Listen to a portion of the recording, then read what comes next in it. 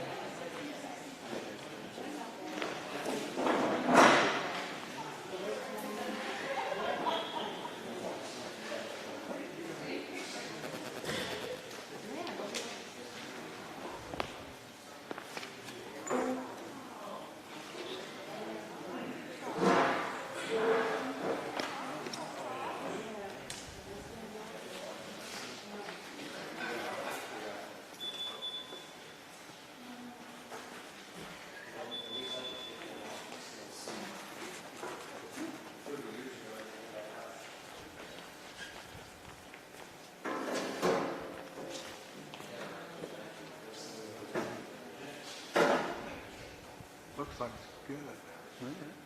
Is this the same camera you use? Yeah, exactly. That was a new one then, huh? No, No. same one I've been using over here. I thought you had a problem with it. With the what? Well, my desk one night. Oh, no, that was, all that did was, it loosened this plastic thing up and loosened it up, it pops right off.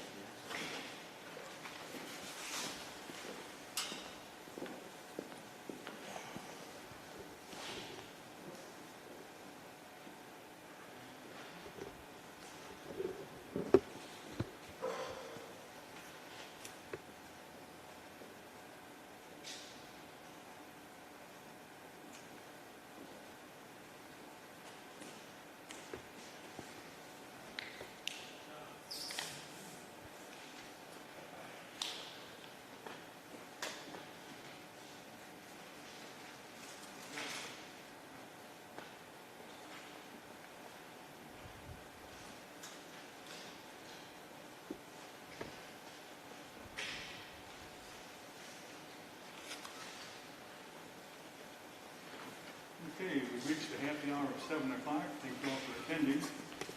Call this meeting to order. Pledge of allegiance. Pledge allegiance to the flag Of the United States of America and to the republic for which it stands, one nation, under God, indivisible, with liberty and justice for all.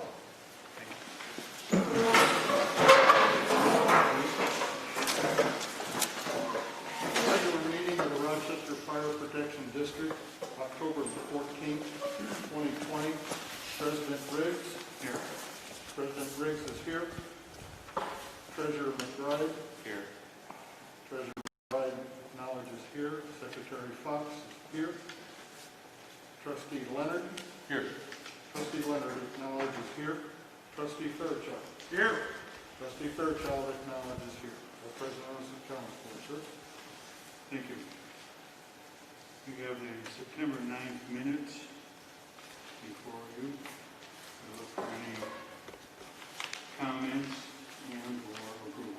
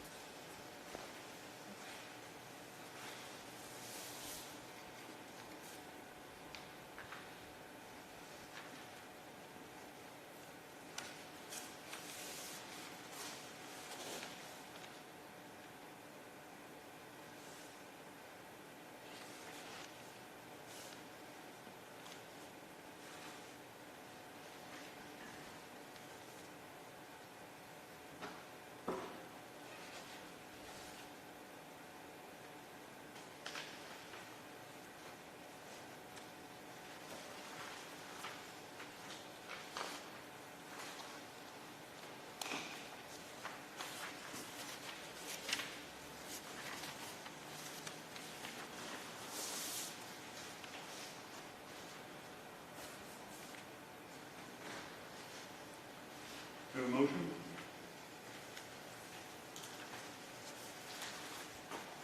I'll make the motion. Second? I'll second. All in favor say aye. Aye. Opposed? Minutes accepted. Treasury Report, Gary. The balance sheet, our total assets, $3,491,178.19. Our total liabilities and equity are exactly the same.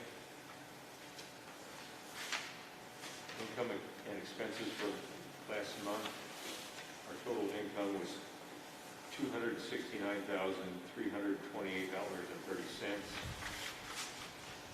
Total expenses, $11,696.54. For positive cash flow of $257,631.76.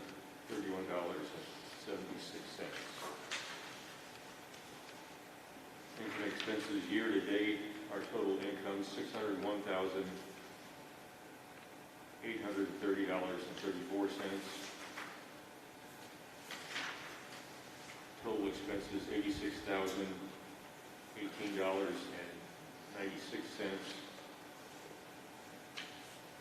We have a positive cash flow of $515,811.38.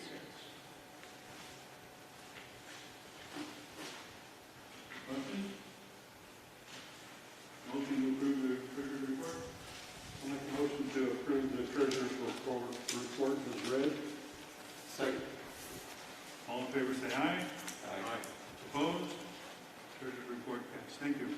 Chief's Report. Report for October 14, 2020. September 9th, we had the annual apparatus pump testing conducted. All units passed. September 15th, myself and firefighter emergency responder Reem attended an IFSI basic auto extrication class in Decatur. September 16th, the district hosted a CPR class for the Rochester Police Department staff here at the station.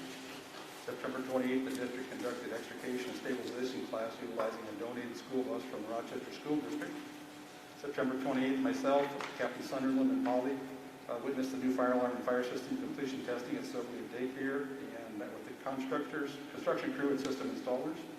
October 5th, the district hosted a mutual aid vehicle extrication and stabilization class utilizing the passenger vehicle and school bus with 5 outside mutual aid departments attending. October 6th, annual hose and ladder testing was conducted. September calls, 38 EMS, 8 fire for a total of 46, 3 training sessions, and 4 special duty. Thank you, Chief. Any questions? Yeah, John, are you going to chew up that bus anymore in the future? No, I think we're just about done. We did 2 Mondays, so, and we've got lots of other things in the schedule right now. So. Okay, well, I was gonna suggest if you were gonna do some more education training on it, you might involve Sangamon County Rescue Squad. I think they'd be interested in working with you guys too. I want to commend the department for their training on the school bus emergency procedures. I think that's some of the most critical, one of the most critical trainings that you can involve with in area departments. And I think it's outstanding that the comments that's going around the community, even the children going by every day going to school, seeing that bus kind of wakes them up a little bit too. So I want to congratulate everybody. Well done. Okay, motion to approve chief's report. I'll make a motion to accept the chief's report. I'll second. All in favor, say aye. Aye. Opposed? Thank you, chief. Old business, Mr. Fairchild, tell us about the fire. Well, they're still in Berry Firehouse, and we had a pretty good discussion last meeting about so-called liability with selling them. I see we spent $81 with the attorney. That was an unnecessary expenditure, in my opinion. And due to the fact that I'm right in the middle of harvest, and now it's got more complicated to get rid of the fryers, I'd like to table any further discussion about disposing of them, or possibly turn it over to you, Bill, and see what you'd like to do with them. Thanks a lot. You're welcome. Yeah. I need this paper saw soon. I've been losing sleep over this. You brought this 35-year-old fryers up like it's an emergency, like somebody's doing something that's going to hurt this department. And Marty, the way you did it, it was embarrassment to a former chief, embarrassment to the board, to our department. 35-year-old fryers. My God. Thanks for You're your talking about opinion. liquidating assets. Thanks for your opinion. You went into that caper like we needed a state policeman involved. Well, the 35-year-old fact that we fryers. didn't follow our own policy Let's move on. in disposing of district property is a red flag to any responsible trustee, Dennis. Let's move on. Now, if you want to carry on this conversation any further, I'd be more than happy I'd to be do happy so with with you on your time. Be happy. Time and place. You involved a former chief like he was stealing. The former chief had no claim on those fryers. Maybe so, Marty, but it's the way you did it. We could The way I did it was because Pick up I the phone. found out about it at the last minute. You could have picked up the phone and just called and said, hey, guys, I don't think we should get rid of these fryers. That's not how we follow the policy. We're a community. We're brothers and sisters. We have the finest department of any that I know. You don't treat your members like that. You don't treat former members like that. I brought it to the attention of the board, for the board to take action It's on the way this. you did it. If you want to add any more drama to this, that is obviously is a very dramatic thing for you, knock yourself out, buddy. All right. Knock yourself out. I'm interested in hearing what the rest of the board thinks about these 35-year-old fryers.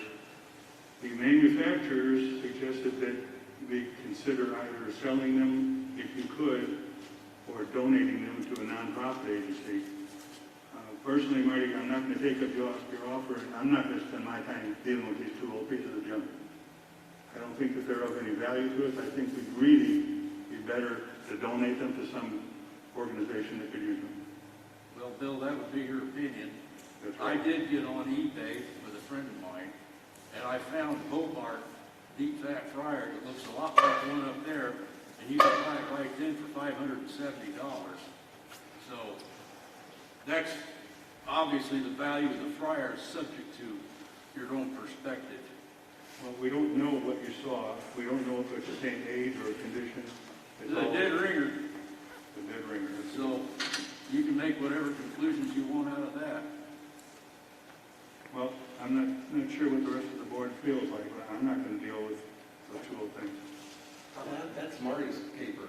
Let him handle it. All right, give me till I get my harvest out of the way, and I'll deal with them this winter. How's that? You want to table it till then, Dennis? You got something? Yes, I believe really, at this point, we were wanting to, the firefighters were wanting to get their training facility taken care of there at Berry. The Friars were in the way. They're 35 years old. What Marty saw on eBay may very well be $500 for a current Friar. I highly doubt that it is for a 35-year-old Friar.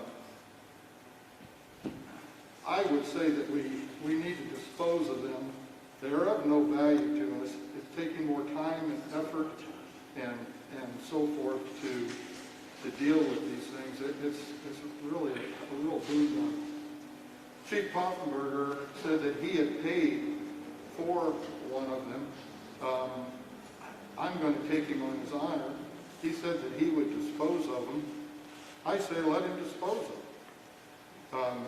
I think we resolved it, so let's just let Marty handle it. Okay. I have a motion on the table, on the floor, that I take on responsibility of disposing of the Friars sometime this winter. Okay. Second?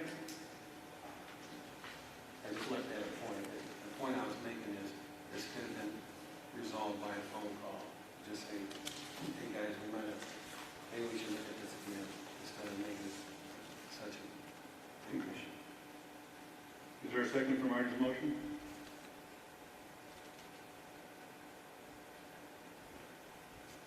I'll make the second. With the stipulation that we put a timeline on it, could you just name a month whereby they would all be gone? About November. You be done, be ready to do it by November? I think I can make it happen in November. If they're not gone by the end of November, we dispose of them? Fair enough. Okay. Full board, please. There's no action on the agenda for that. Excuse me, sir. There's nothing on the agenda for that. There is a item on there called old cooking fryers. It doesn't say for any action. It says review status. It doesn't say review status and take action. Well, I think since it's listed on here, that gives us the latitude to take action or just understand where they are. We've been playing this game long enough. Yeah, we'll keep playing it. Go on. President Briggs, Yes. Treasurer McBride, Yes. Secretary Fox, no. Trustee Leonard, Yes. Trustee Fairchild. Yes. Okay. Next item on the agenda is the Open Meeting Act follow-up. Board members all have this paperwork. This is to officially read us into our minutes. On May 18th, the Attorney General's office received a request for review alleging that the Board of Trustees for Rochester Fire Protection District violated the Open Meetings Act at our May 13th regular meeting, being that it was not reasonably accessible to the public. This goes back to May. This last week, we received follow-up from the Attorney General's office. It says the Public Access Bureau has determined that the Rochester Fire Protection District Board of Trustees did not violate the requirements of the OMA in connection with its May 13th meeting. That's it. This wasn't for discussion, it's a matter of reading it into our records. The case is over. Next item on the old business agenda, the policy review status. We had a request asking about when our policies were going to be brought up to date. I can tell you that since our last meeting, I have become involved in this, and we've changed some personnel that are involved in looking at the review of minutes. The chief and I met, and we talked about some firefighters are doing some of it, board members are doing other parts of it. Unfortunately, I cannot provide a timeline as to when will be done. Policy manual is rather large, and we're seemingly getting a number of outside distractions that are taken away from our time. We are working on the policy manual revision to the best of our ability at this time. New business, approval and authorization of purchases. Need a motion to approve the invoices for the month. I'll make a motion to approve the invoices. Second? Second. Motion by trustee McBride, second by trustee Leonard. Full board. President Briggs, Yes. Treasurer McBride, Yes. Secretary Fox, yes.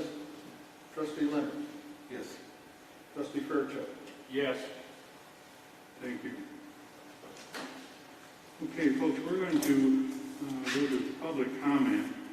I'll have something to say about that in just a second. But since there are so many people here, I'm going to ask the board to make a motion to set aside the 20-minute time limit that we normally follow for public comments.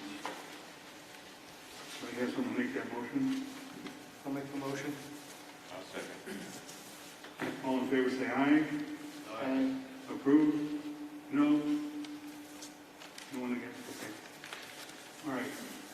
Public comment, for the purposes of recording this, we're going to ask people, I will recognize you when you raise your hand.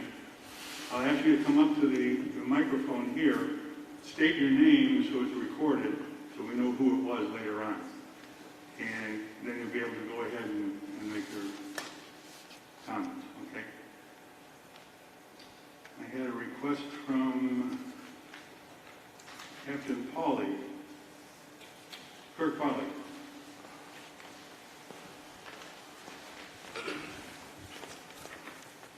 My name is Kirk Crawley. To the Rochester Fire Protection District Board members, we, the members of the Rochester Fire Protection District, would like to publicly announce to Chief Archer and to the board our full support of Chief John Archer. This department has made great strides under Chief Archer's leadership. We are proud of who we are, what we do, and how we serve this community. Chief, we all stand behind you. And it is signed the dedicated members of the Rochester Fire Protection District.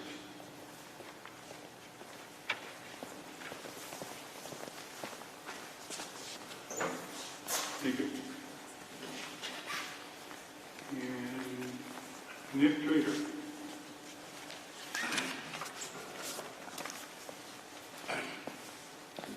Nick Trader, August 31, 2020.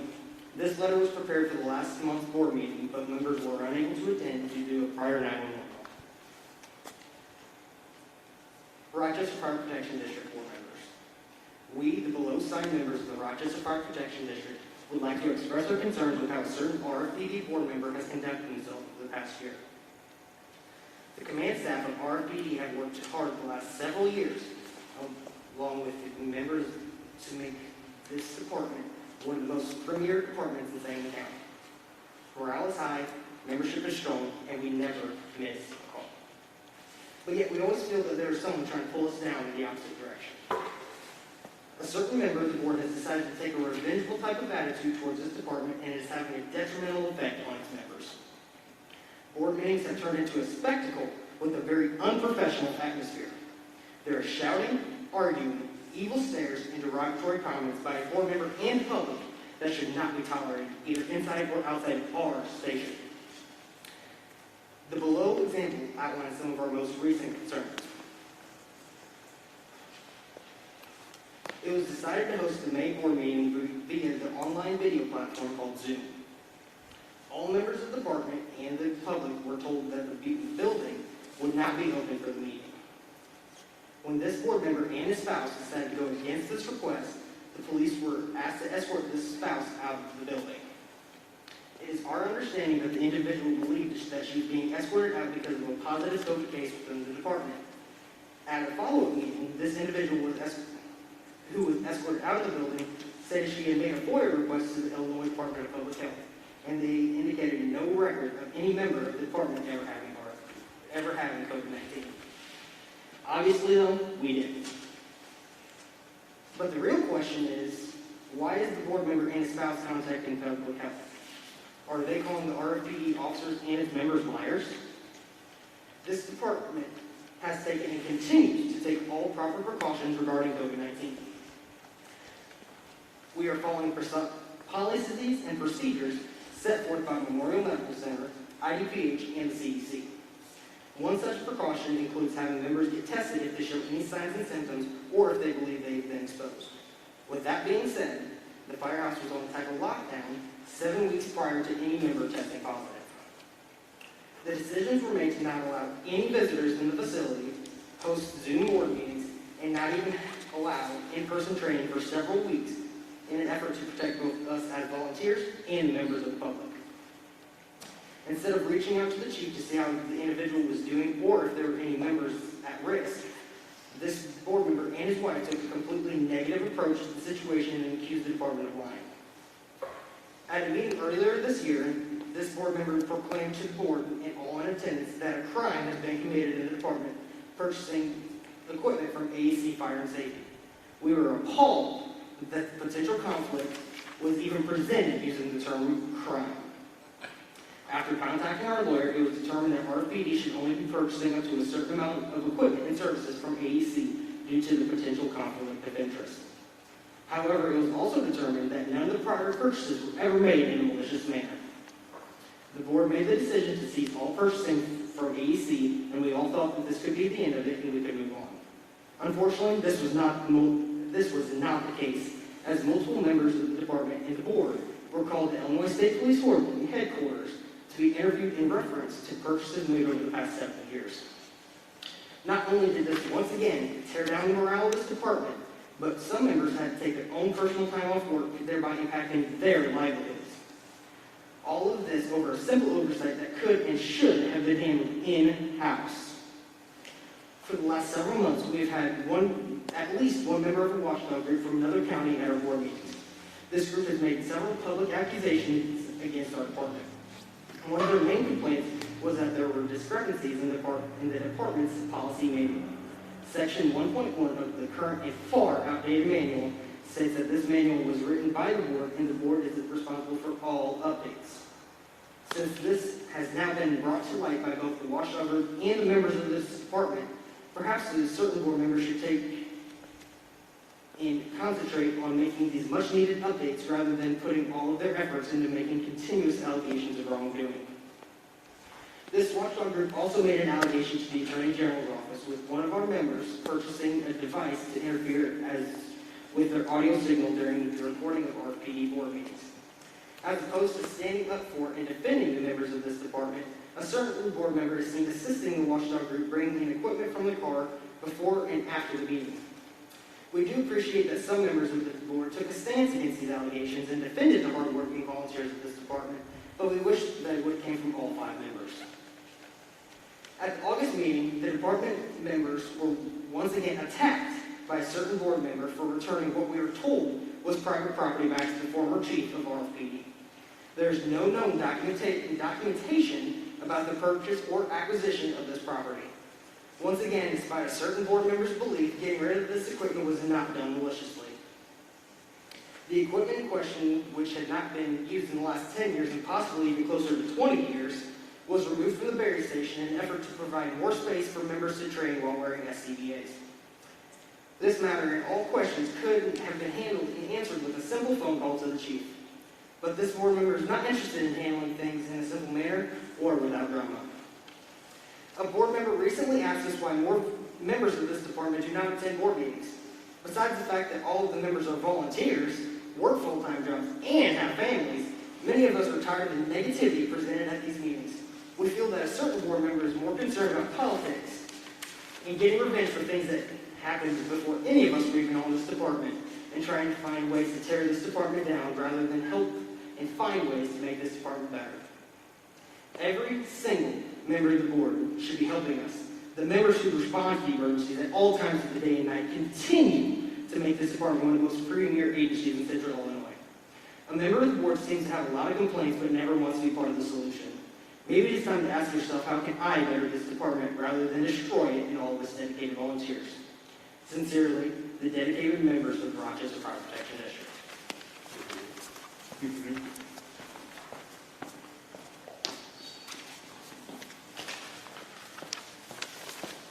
Next. Yes, sir.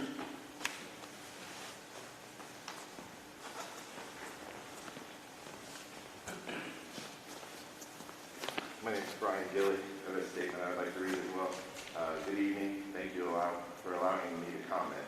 From an early age, I've always dreamed of being a firefighter. Growing up in Rochester allowed me to observe countless apparatus responding down Route 29's deadly two-lane and various sporting events I was able to participate in. I never thought I'd be qualified enough or have expertise required to achieve a seat on one of those races. I held such high regard for the individuals giving up their time and energy responding to that call of duty. Obviously, some of you trustees know that sacrifice, and I am thankful to have the opportunity to stand on your shoulders, the shoulders that molded the department, both good and bad, to where it is today. I stand before you tonight to speak out regarding persistent negativity that I have observed month after month occurring during these meetings.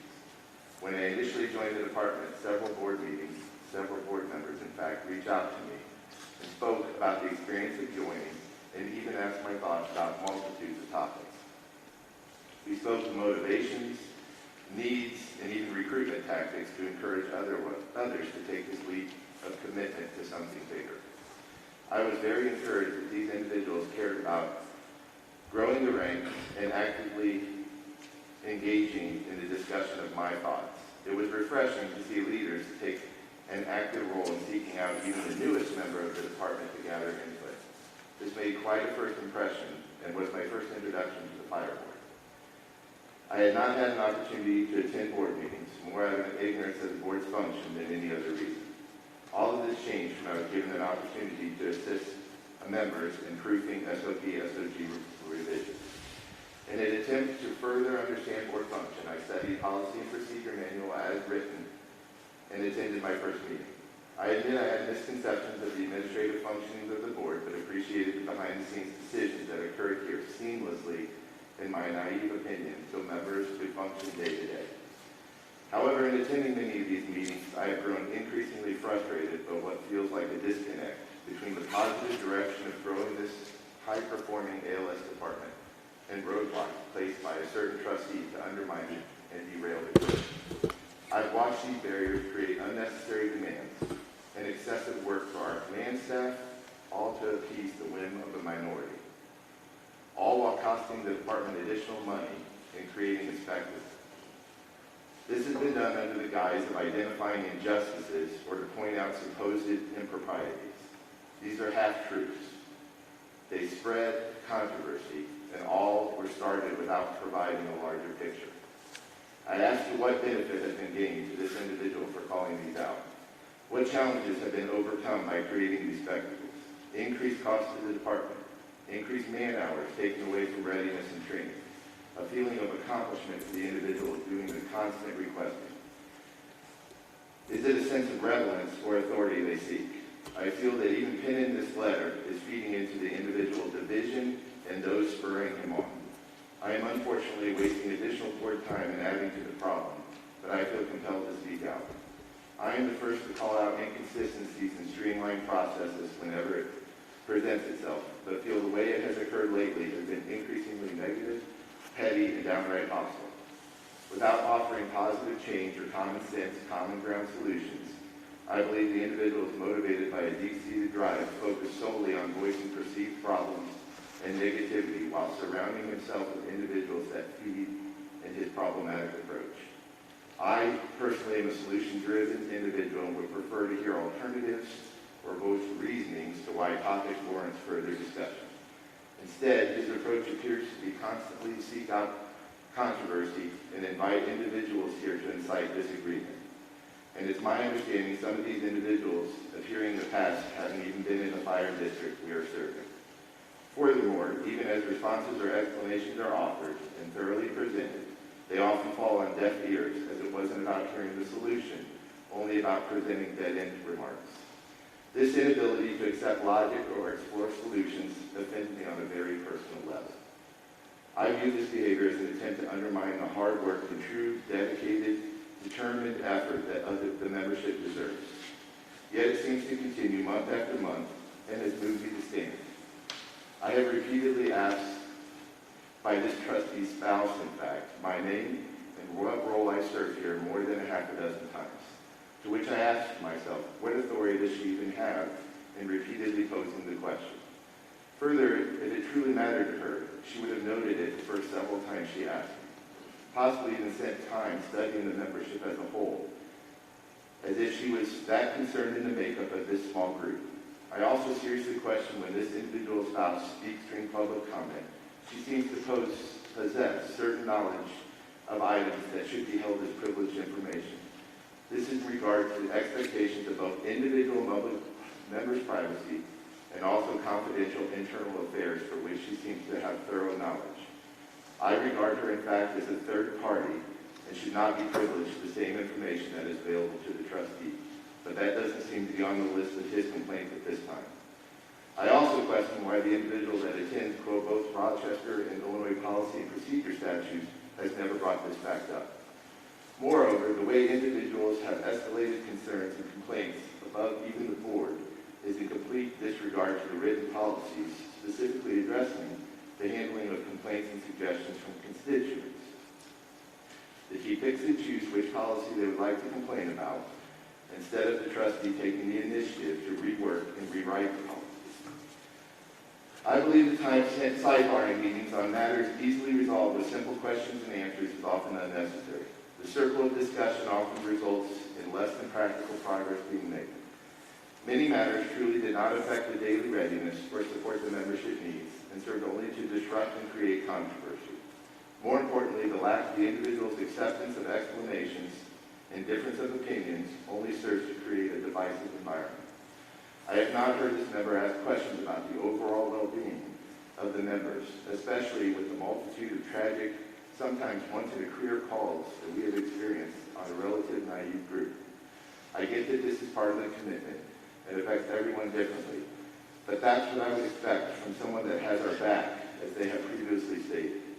I have never heard them reach out during the meeting about how the membership feels the current equipment is faring, or in terms of what is needed to be better operational or better trained. I have felt silence to speak up and often ask myself what the individual hopes to gain by constantly using his position to address a list of at times relevant, but frequently petty discourse. Not only is this department better equipped, but also one of the best trained volunteer departments in Sangamon County, if not the state. This has been evident in all the courses and classes I've been privileged to take over the last 3 or 4 years. I constantly seek out what others in these classes are doing and how often they're doing them.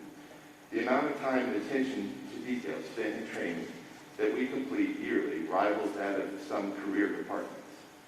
This has been spearheaded by both our captains and constantly focused by our chief, a chief that persistently challenges us to create realistic and thorough trainings in terms of approaches and outcomes. Even our home EMS agency praised our process and initiative upon learning that we were still conducting live Zoom meetings to maintain a sense of normalcy, despite COVID shutting everything else down. We were one of the only departments in the state innovating and adapting to a strange new world. This was important as we were able to navigate the daily changes occurring around us in a safe yet unfamiliar atmosphere. This challenge was spearheaded by Chief. Chief Archer has provided opportunities for us to see and utilize new equipment, both demonstrative and department use roles. This is not about profit. This is about providing our department and members with the ability to replace products, sometimes same day, or purchase on our own products that we would never have been exposed to otherwise at a cost cheaper than even Amazon can offer. How is this not keeping it local? How is it not buying local and providing the Village of Rochester with service unmatched? This trustee ending something that benefited Rochester more than it is about calling out abuse. And yet this has been his sole focus, simply directing his energies on a personal agenda. Where is the focus on members? Where is the concern regarding recognizing that this department has been so well managed, trained, and ready for what Rochester expects? Every single one of us is dedicated to learning, growing, and serving the residents here during their time of need, both in expertise and financial stewardship. So tonight I ask this trustee provide testament of what the membership can do to make this department what he sees in his vision, expand on any prejudice or air out what agenda he may be carrying, and speak to his true goals of becoming a trustee. I also ask that as a past member, he offer perspective and positive ideas, as well as role model behavior that allows the next generation to grow and learn and further this prestigious department.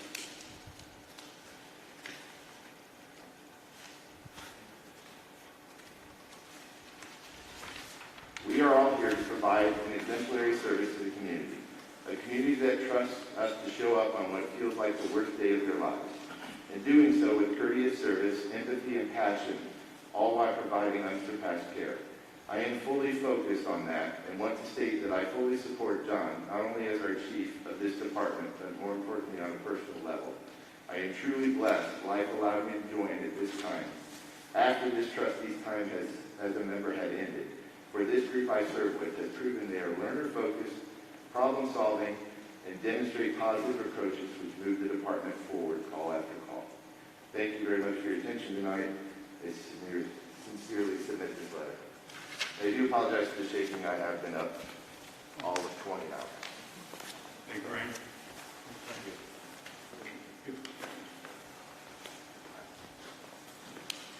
Next. Yes, sir.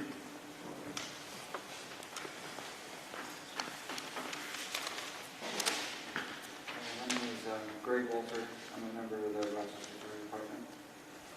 I've been coming to these board meetings for several years now, and I've quietly watched as Trustee Fairchild routinely looks for ways to cause problems. In the beginning, it was somewhat comical to see what he would come up with, but it has escalated over this past year to a level that is concerning. His behavior has been completely unprofessional and even childish. He has wasted the time of other board members as well as members of this fire department.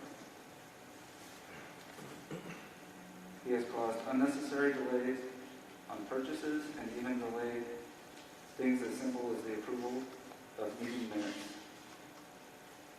While he has gone to extremes to make himself look like a hero for the taxpayers, I have been here for it all and know the truth. He is doing a great disservice to this community and seems to be determined on destroying a great fire department.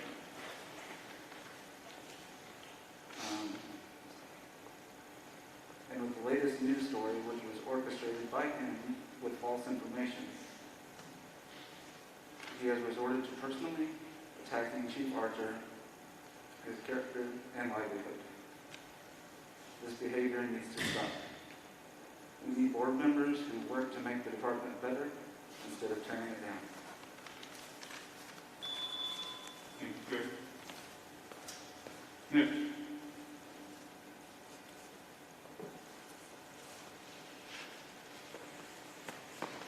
Yes, sir. My name is Kirk Allen. I'm going to read some prepared statements. Be happy to answer any questions because it is clear that there's a lot of misinformation that's being shared. One comment that was just made was that the information that was published in the news had false information, and I challenge anybody to present what was false. My hat's off to everybody that volunteers. I've been in fire service over 30 years. I know what it means to be on that end of the deal. I also been in the military for a career. I also know what that flag represents, and I know what the last three words says, justice for all. And that has meaning, and it's a pledge that we take. And while we may disagree on a lot of different things, justice for all means something. And Mr. Riggs, part of this is going to be directed to you because of the communications that we've obtained. Many years ago, I asked our state's attorney what constitutes a criminal act by a public official. The response was extremely helpful. He said he would consider it a criminal act if the official was informed what they were doing was wrong and they continued to do it. As it relates to you, Mr. Riggs, you, sir, knew doing business with AEC fire equipment had certain limitations under the law. You told the attorney in an email, and I quote, "John is half owner of AEC Fire Safety, so we'll need to be very careful with purchasing." It's an accurate statement. Your attorney informed you, and I quote, "You are correct. Great care will have to be taken to avoid violation of Section 4 of the Fire Protection District Act. Trust that everyone is aware that John's company will effectively be precluded from doing any business with the district. The exceptions to this rule are extremely limited, and great care must be taken not to violate the prohibition. If there are any questions, let me know." That was the first warning. Second warning, a few months later, that included notification exceeding that threshold of $2,000 a year or $1,000 in any one order was a felony. So you can't say you didn't know it was an oversight. You were warned twice. After being warned, full steam ahead, 14 grand in 2018, 53 grand in 2019, another 5,300 in 2020. Since being a member of the department, the chief's invoiced you for $120,521.94. That reflects violating the state law every single year he's been here. That's not an oversight when your attorney told you that it was wrong.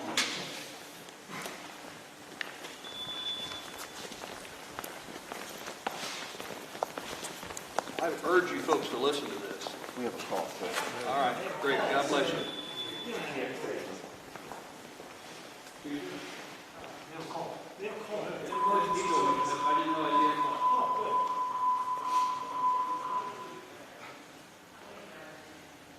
My question for you, Mr. Riggs, is why was the entire board not informed of the legal opinion provided in May of 2018? Or the November 2019 communications? That didn't get shared with everybody, did it, sir? No comment. The third warning was in March of 2020. While some have made assumptions as to why we're here, we showed up because it will be read and heard all over social media about the truck being purchased without going out to bid. And I'll briefly get into that. Mr. Riggs being selected by the board to be the president does not give you the power to keep other members in the dark. You knew the business being done with AEC was in violation of the law, and even if you claim otherwise, you should be prosecuted along with the chief because you knew what you were doing with the felony. You've not followed your own policy, and I appreciate your correcting that because they're definitely outdated and there's things that aren't being followed. It was claimed during one of our first meetings, you're using the Joint Purchasing Act allows you to buy the fire truck through an outside agency. Yet the Joint Purchasing Act specifically states, and I'll quote, "Any government unit," I'll pause until we get out, that's all right?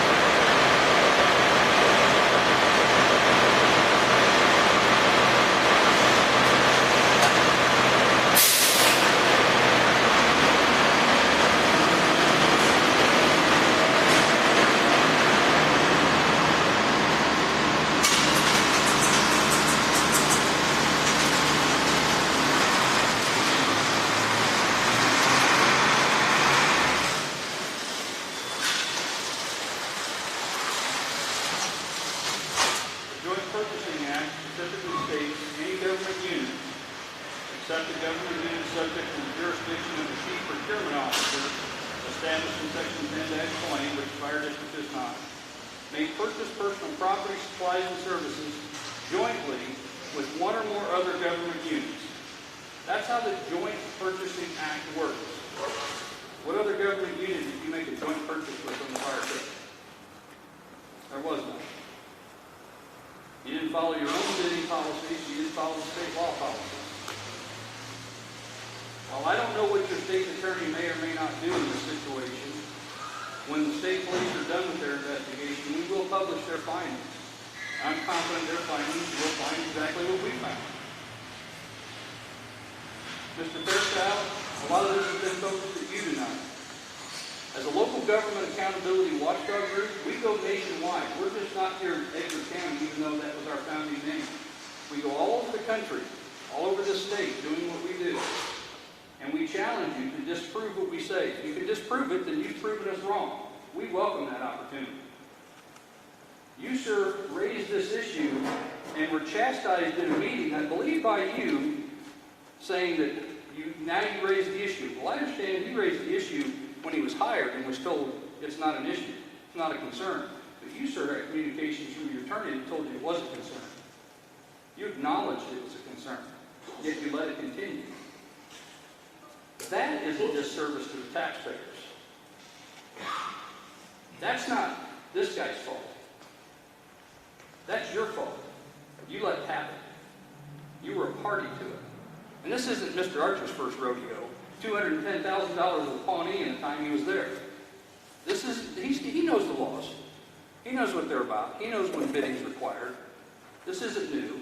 And he may be the greatest chief in the world when it comes to operations and doing what he needs to do. I'm not here to question that. I'm here to question what this board has allowed to happen to taxpayer money in violation of the law. And when you stand here and take an oath and say justice for all, so far I haven't seen any of that justice for all. I've seen an attack on one and a complete defiance of the law. That's all I have. Thank you. Matt?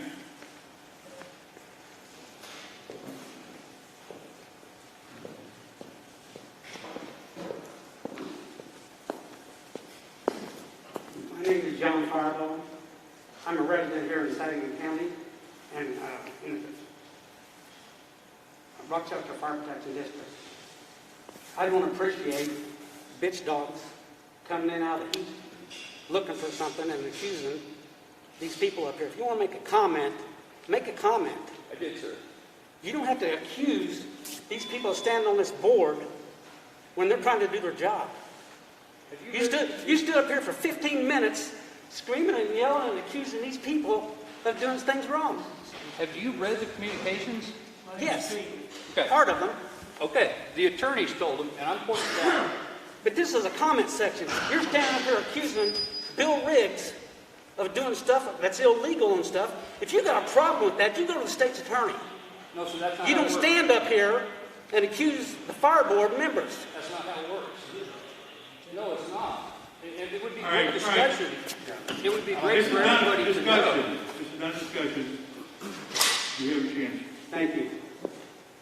Anyway, the community has your back. I suggest that the fire board find the hiccup in the setup that you have, fix it, do what you was elected to do, and get the members where they have trust in you again. You're going to lose valuable paramedics, firefighters, with all this drama that goes on every freaking month.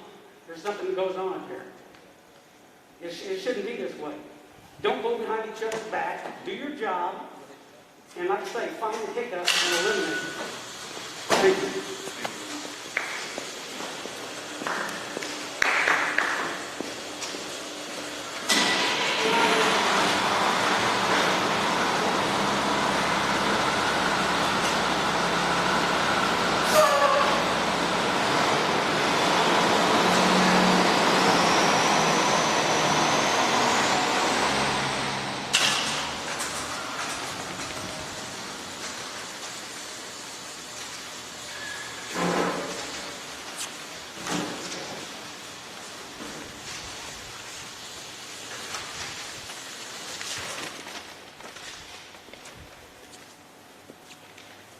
Well, one thing I mentioned when Your you, name, please? John Pratt, prior to voting on an issue, I raised an objection saying it wasn't on the agenda for a vote. Well, if you look at the agenda, it's clear which items are there for a vote. Approval and authorization of purchases. That tells me you're going to vote on it. Policy review status, that doesn't say it's a vote. Review status of old cooking fryers, that doesn't say it's a vote. review and approve minutes, oh, there's another vote. What I'm trying to get at is everything you do has to comply with whatever this being the Open Meetings Act and this. There's nothing in the fire district code that says, well, you know, if the public thinks the chief can save the public money by purchasing everything from his company, go ahead and do that. That's not what it says. It doesn't say buy local either. It doesn't say buy from the local business. And I believe, and I'll reiterate what Kirk said, if you do and you had 2 letters from an attorney telling you it was wrong and it was criminal, you participated in a criminal act. That's all I have to say.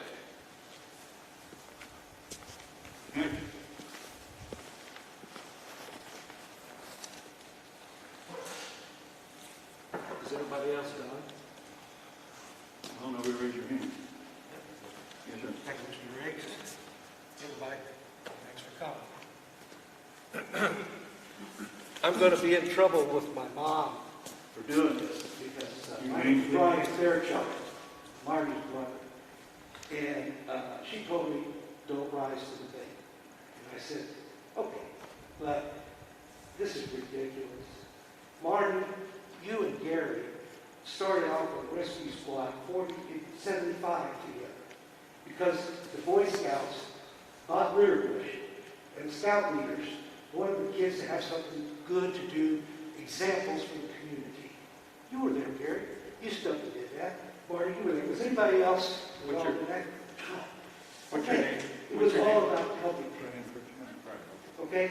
And that's what Marty is always about. Helping people, but doing it in the right manner.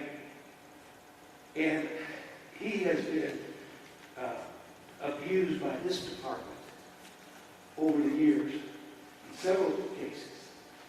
There's one case where there was a sexual assault by a member on another member in a vehicle, witnessed by a third member.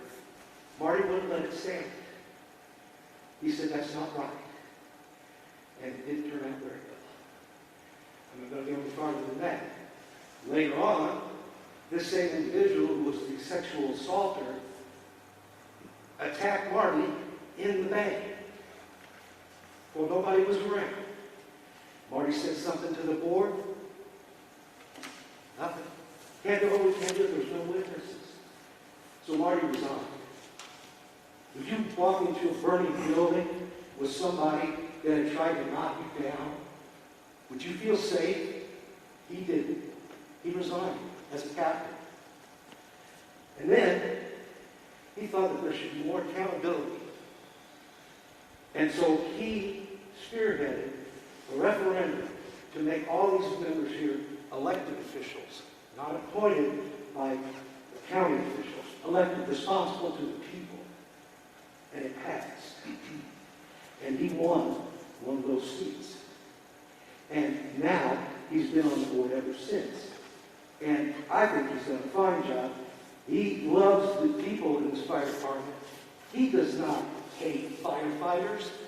He was one. He is one. He knows what it means to be one. He's got passion for it. And to have him besmirched is outrageous. Thank you.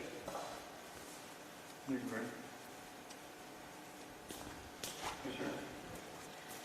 One more jazz. Good evening. My name is Louis Andrade. I'm a Rochester resident. I've heard a lot of emotional arguments.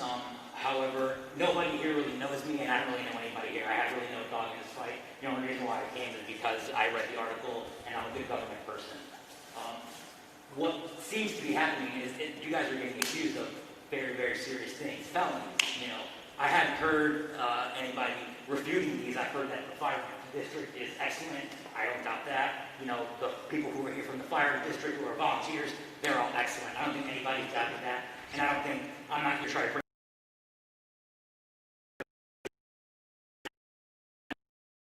was done, and if something improper was done, you know, then there should be, as he said, you know, justice. And at the very, very bare minimum, I think The optics of this look really, really bad for Rochester, no doubt about it. And again, if a crime was done, then a crime was done. But hopefully that there's more information that comes out that refutes that. I had not heard that tonight. Thank you. Thank you. Yes, sir.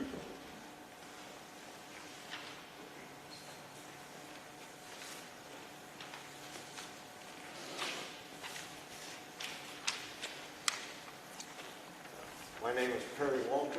I would like to thank the board and the fire department for being of service to my family personally not that long ago.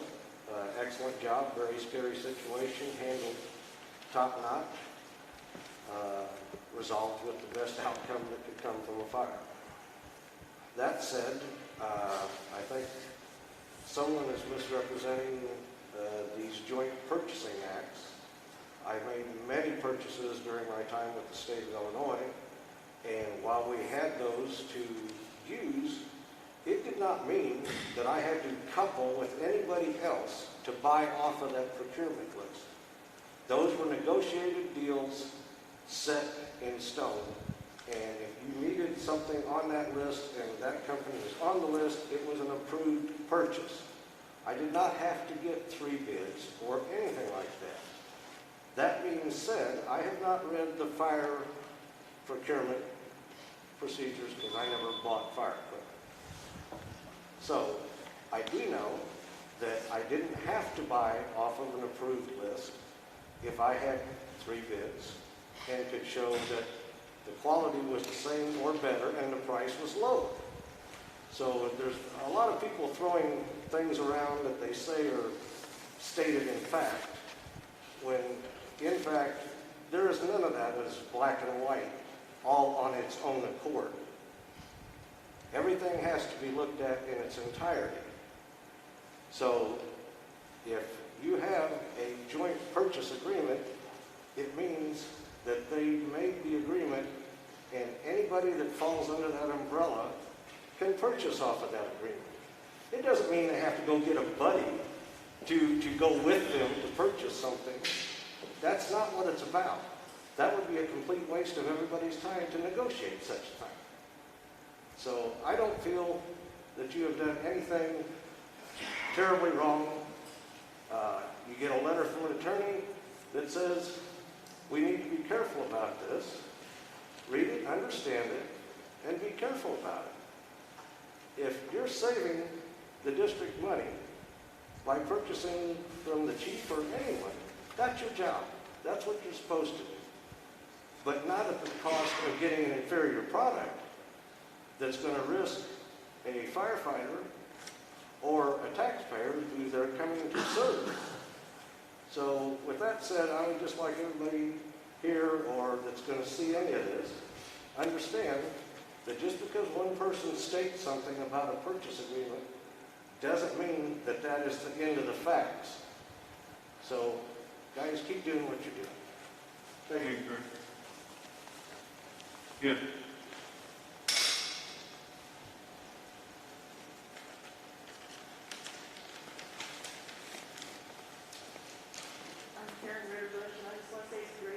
So many people here, there's usually only 3 or 4. So keep coming, keep finding out what's going on in the department. That's the only way you're going to know, and you can make your own opinions. So that's what I got to say.